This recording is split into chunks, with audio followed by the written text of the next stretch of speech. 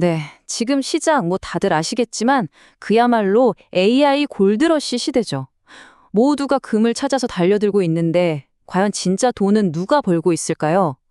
1850년도 골드러시 시대를 생각해보면요. 진짜 부자가 된 사람들은 금을 캐던 광부들이 아니었어요.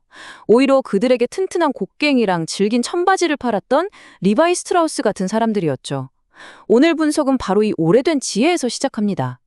AI라는 이 거대한 금광에서 진짜 곡괭이는 과연 무엇이고 또 누가 그 곡괭이를 팔아서 돈을 벌고 있는지 아주 날카롭게 한번 파헤쳐 보겠습니다. 자, 오늘 우리가 아주 샅샅이 뜯어볼 상상인증권 리포트의 제목인데요. 참 도발적이지 않습니까? 소년 가장이 된 3살배기 AI. 이제 겨우 3살 먹은 어린아이한테 집안의 생계를 전부 떠맡긴 꼴이라는 건데, 현재 AI 시장을 둘러싼 엄청난 기대와 그 이면에 있는 불안정성을 이보다 더 적나라하게 표현할 수 있을까 싶네요. 이 소년가장 AI라는 개념, 이걸 먼저 머릿속에 확실히 넣어두고 가야 합니다. 오늘 분석 전체를 꿰뚫는 핵심적인 비유거든요. 그러니까 기술은 아직 걸음마 단계인데 시장의 기대치는 벌써 한 집안을 책임지는 가장의 역할을 해내라고 요구하는 거죠. 바로 이 엄청난 기대와 현실 사이의 간극, 이 어긋남 속에 우리가 찾아야 할 기회와 또 피해야 할 리스크가 전부 담겨 있는 겁니다. 좋습니다. 그럼 본격적으로 한번 들어가 볼까요? 첫 번째 섹션에서는 이 화려한 AI 모델을 만드는 회사들, 과연 진짜 돈을 벌고 있는지 그 수익성이라는 보이지 않는 벽에 대해서 이야기 나눠보겠습니다. 흔히들 그러죠. 결국 오픈 AI나 구글 같은 거대 기업 하나가 시장을 싹쓸이하는 거 아니냐. 과연 그럴까요? 승자 독식이라는 시장의 이 오래된 공식이 AI 시대에도 정말 통할지 데이터를 보면서 한번 냉정하게 따져보겠습니다. 자, 이 그래프가 아주 중요한 현실을 보여주는데요. 저기 파란색 점선 보이시죠? 이게 오픈 AI 하나만 고집하는 사용자 비율인데 시간이 갈수록 계속 떨어지고 있습니다. 반면에 녹색 선, 그러니까 여러 개를 같이 쓰는 사용자는 쭉쭉 늘고 있죠. 이게 뭘 의미하겠습니까? 한마디로 충성도가 없다는 겁니다. 소비자들은 그냥 자기한테 더 유리한, 더 좋은 AI를 이것저것 쇼핑하듯이 골라 쓰는 거예요. 우리가 배달앱 여러 개 깔아놓고 그날그날 할인 쿠폰 제일 많이 주는 데서 주문하는 거랑 똑같습니다. 이런 환경에서 한 기업이 시장을 독점한다? 거의 불가능에 가깝다고 봐야죠. 더 근본적인 문제가 있어요. 바로 비용 구조입니다. 기존 소프트웨어, 이른바 사스 모델은요, 붕어빵 틀 같은 거예요. 한번 개발해 놓으면 그 다음부터는 사용자가 아무리 늘어도 추가 비용이 거의 안 들죠. 그냥 복사해서 팔면 되니까요. 근데 AI는 다릅니다. 이건 전기나 수도하고 똑같아요. 사용자가 쓸 때마다 GPU가 돌아가고 전기를 계속 먹는 딱 유틸리티 모델입니다. 즉, 쓰는 만큼 돈이 계속 나간다는 거죠. 이런 구조에서는 사용자가 폭발적으로 늘어나는 게 오히려 기업의 비용 부담으로 직결될 수 있다는 겁니다. 수익 내기가 정말 까다로운 구조예요. 경쟁 상황을 한번 볼까요? 이 표를 보시면 아시겠지만 이제 미국만의 리그가 전혀 아닙니다. 중국의 어니, 큐원, 또 프랑스의 미스트랄 같은 모델들 좀 보세요. 가격 대비 성능, 즉 가성비가 어마어마합니다. 여기에 오픈소스 진영의 공세까지 생각하면 이건 거의 춘추 전국시대죠. 이런 무한 경쟁 구도 속에서 어느 한 회사가 압도적인 성능과 가격으로 시장을 독점한다는 건 사실상 불가능한 시나리오에 가깝습니다.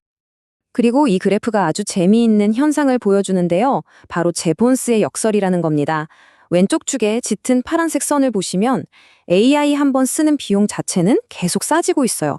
그런데 오른쪽 축의 하늘색 선, 총 사용량은 그야말로 폭발적으로 늘어나죠. 그럼 어떻게 될까요?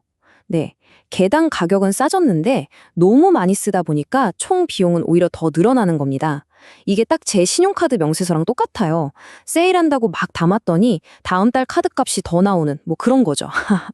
AI 기업들도 지금 딱 이 딜레마에 빠진 겁니다.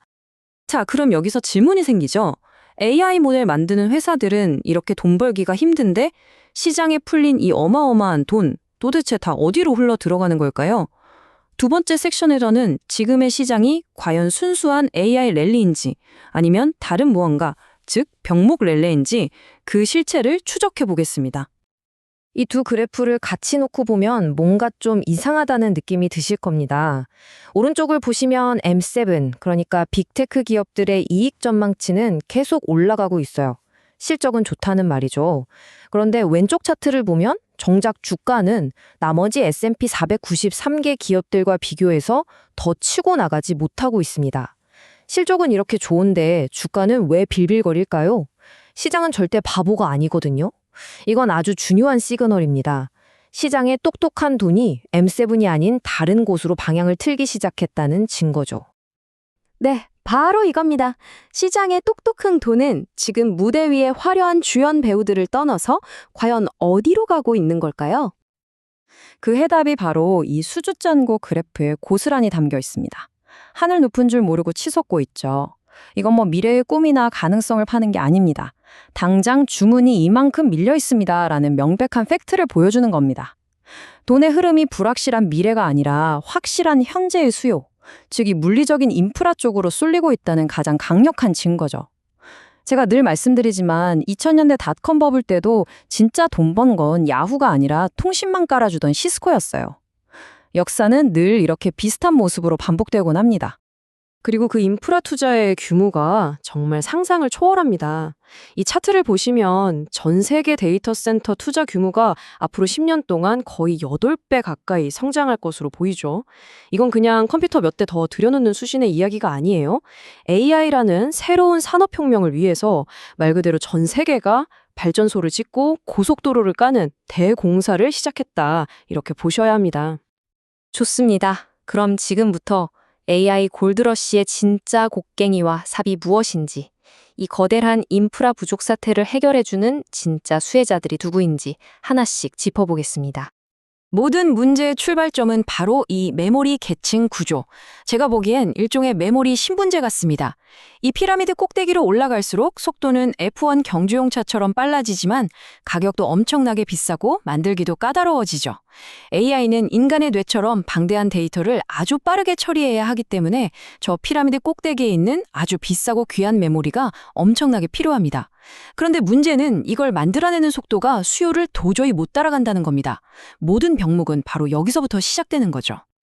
이 병목 현상이 얼마나 심각한 상황인지 이 문장이 딱 보여주죠. 2026년 물량까지 이미 완판됐다. 이건 뭐 잠깐 반짝하는 풍기 현상이 아니라는 겁니다. 적어도 몇 년은 갈 구조적인 문제라는 거죠.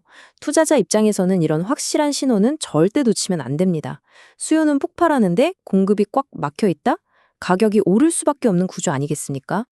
HBM만 그런 게 아닙니다. 저장 장치, 이쪽 수요는 정말 입이 떡 벌어질 정도죠. 지금 보시는 저 최신 AI 서버렉 하나예요. 우리가 쓰는 평범한 노트북 한 4,000대 분량의 저장 공간이 들어갑니다. 렉 딱 하나에 말이죠. 데이터 센터에는 저런 렉이 수백, 수천 개가 들어가니까 AI가 얼마나 데이터를 먹어치우는 대시가인지 감이 오시죠? 이 그림이 앞으로의 기술 변화 방향을 아주 잘 보여주는데요. 예전에는 왼쪽처럼 비싼 HBM 혼자서 모든 짐을 짊어졌어요. 그러니 병목이 생길 수밖에 없었죠. 근데 이제는 오른쪽처럼 똑똑한 파일 캐비넷, 즉 고속 SSD를 여러 개 둬서 HBM의 부담을 덜어주는 방식으로 바뀌고 있습니다. 이러면서 고속 SSD가 단순 저장 장치에서 AI 시스템의 핵심 부품으로 완전히 신분이 격상된 겁니다. 여기에 또 엄청난 기회가 있는 거죠. 자, 지금까지 시장의 큰 그림과 기술의 변화까지 짚어봤습니다. 그럼 마지막으로 이 모든 걸 종합해서 그래서 우리는 어떻게 해야 하는가? 2026년을 내다보는 현명한 투자 전략을 정리해드리겠습니다. 복잡할 거 하나도 없습니다. 딱 3가지만 기억하시면 돼요. 첫째, 화려한 스타 플레이어가 아니라 그들을 묵묵히 지원하는 조연, 즉 인프라 기업에 집중해야 합니다. 둘째, 막연한 기대감이 아니라 수주잔고처럼 숫자로 명확하게 증명되는 병목에 투자해야 합니다. 그리고 마지막 셋째, 이게 제일 중요합니다. 이런 변동성 큰 장에서는 살아남는 게 이기는 겁니다. 제가 IMF 외환위기부터 2008년 금융위기, 닷컴 버블까지 다 겪어보면서 얻은 단 하나의 교훈이 있다면 바로 이겁니다. 살아남는 놈이 강한 놈이다. 이 문장, 오늘 내용의 핵심이니까 꼭 기억해 두십시오. AI라는 기술이 세상을 바꾸는 위대한 성공을 거두는 것과 내가 AI 관련주에 투자해서 돈을 버는 건 전혀 다른 차원의 이야기라는 걸 절대로 잊으시면 안 됩니다. 자, 오늘 이야기 핵심만 다시 한번 짚어볼까요? 첫째, AI 모델 시장은 승자 독식이 어렵다. 둘째, 시장의 돈은 AI 자체가 아니라 병목이 발생한 인프라로 흐르고 있다. 셋째, 그래서 진짜 기회는 금을 깨는 광부가 아니라 그들에게 곡괭이와 삽을 파는 기업들에 있다. 이겁니다. 마지막으로 이 질문 하나를 여러분께 던지면서 오늘 이야기를 마칠까 합니다. 앞으로 AI가 보여줄 기술적인 진보 정말 눈부실 겁니다. 의심의 여지가 없죠. 하지만 그 찬란한 기술의 성공이 과연 여러분 계좌의 성공까지 자동으로 보장해 줄까요? 이 질문에 대한 답은 결국 여러분 스스로가 찾아내셔야 합니다.